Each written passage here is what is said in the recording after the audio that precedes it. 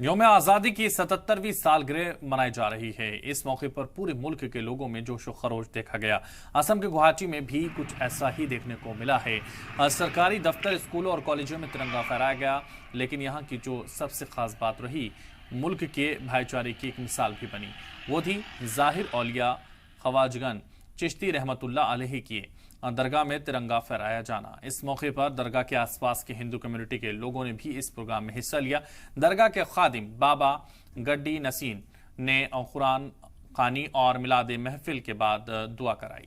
उन्होंने दुनिया भर में अमन और भाईचारे के लिए भी दुआएं मांगी।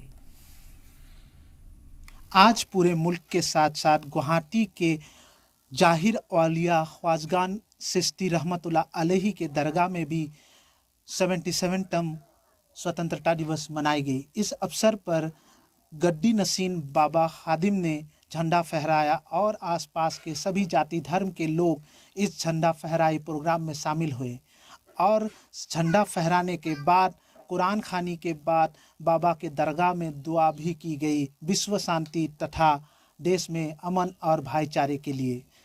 और ख़ास तौर से बाबा के दरगाह में सभी जाति धर्म के लोग आज पहुँचे। मैं गुवाहाटी से शरीफुद्दीन अहमद, जी मीडिया।